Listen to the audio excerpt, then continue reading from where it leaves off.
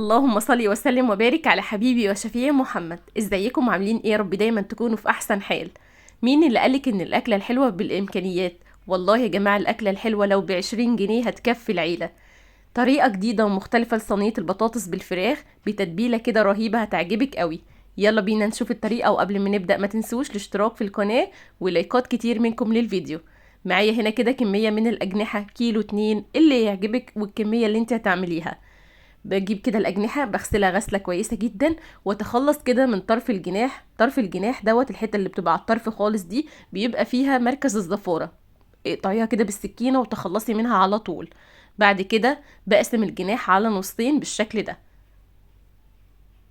تقدري تعمليها بفرخة كاملة او بأوراك او بدبابيس اللي يعجبك، بس عايزة اقولك لو مجربتيش صينية البطاطس بالأجنحة فايتك كتير جدا، طعمها حلو قوي. كمان هنعمل لها كده تتبيلة حلوة جدا هتوديلك طعمها في حتة تانية خالص. حاولي كده وانتي بتشتري الأجنحة، هاتي كده الأجنحة الجناح الكبير كده اللي بيبقى فيه مليان كده، بيبقى دوت مليان كده وملحم كده معاكي، فبيبقى حلو قوي بالظبط، بيبقى كأنك جايبة فرخة ومقطعاها كده لقطع صغيرة.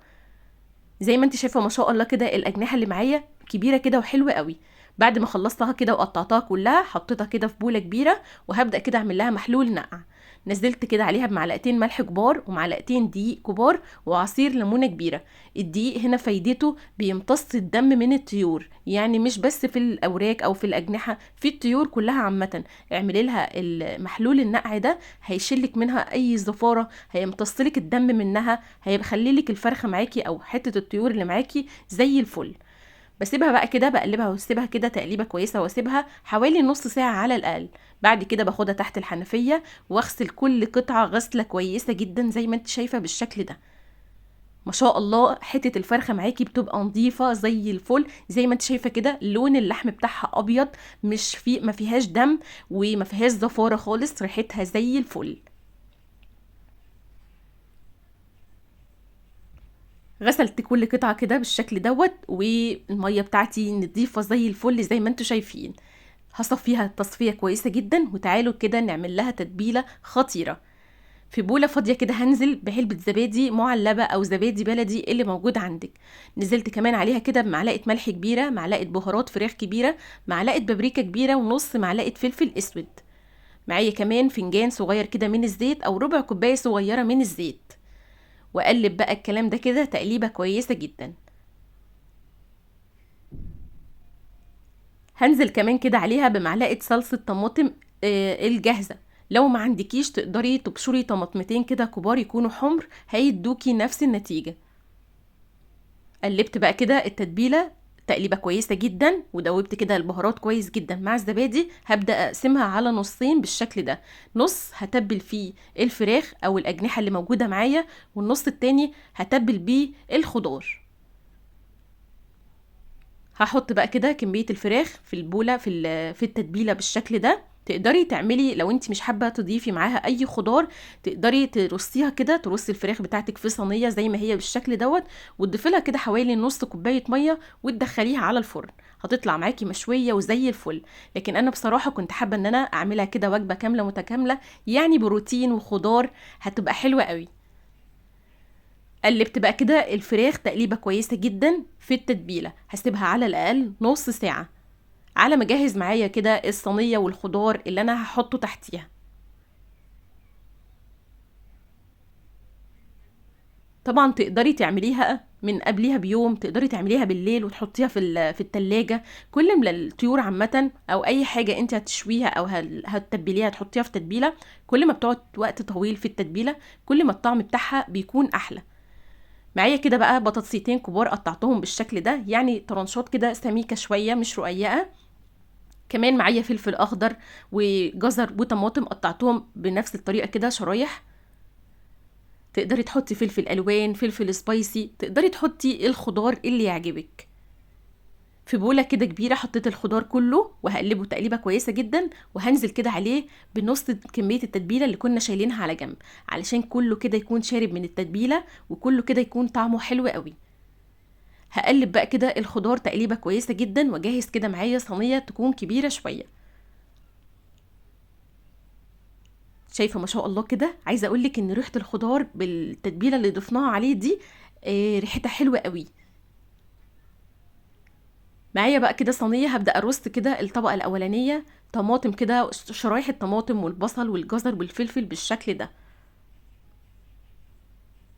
هبدا ارص بقى كده البطاطس على الجناب زي ما انت شايفه بعمل كده. انا ما بحبش ارص البطاطس من تحت الفراخ. انا بصراحه بحب البطاطس تكون كده متحمصه واخده كده اللون متحمر كده وحلو قوي، فبحب ارصها على الجناب بالشكل ده علشان تكون متحمره، والفراخ تكون نفس الكلام برضو متحمره.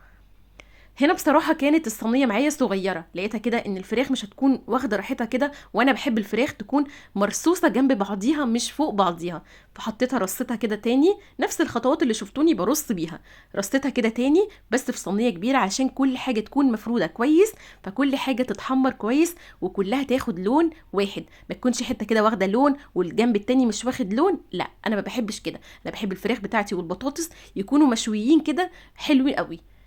ضفت لها بعد كده كوبايه كده من الميه، وسخنت الفرن بتاعي كويس جدا على درجه حراره 200، او لو الفرن بتاعك مش بتايمر فتكون درجه حراره متوسطه، لان هنحط صينيه البطاطس بالفراخ على الصاجه من تحت، وتشغلي الفرن عندك من تحت لو مش بيشتغل من فوق ومن تحت حوالي كده ساعه الا ربع. بعد كده اخر ربع ساعه افتحي لها الشوايه تاخد معاكي اللون الخطير ده.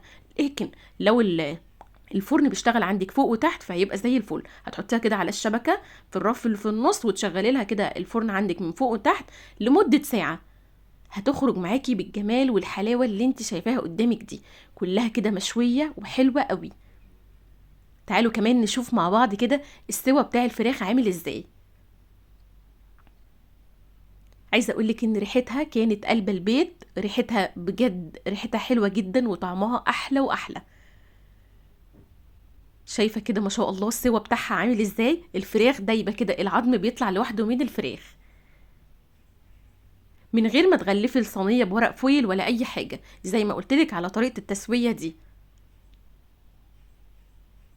كمان الفراخ كده شاربه من التتبيله وطعمها حلو قوي.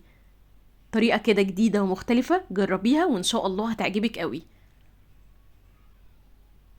وزي ما قلتلك على ان انت ترصي الفراخ كده كلها جنب بعضيها، تكون في صينيه كده كبيره عشان تكون الفراخ كده مرصوصه جنب بعضيها مش فوق بعضيها، علشان تاخد اللون الشوي الخطير ده.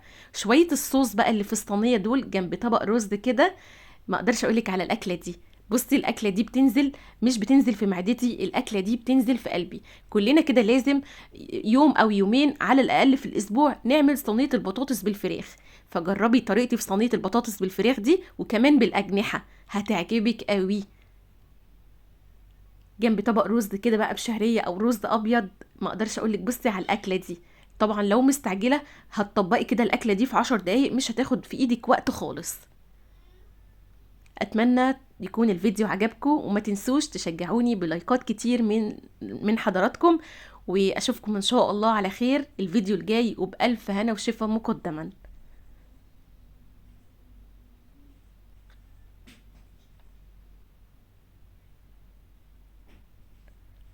السلام عليكم ورحمة الله وبركاته.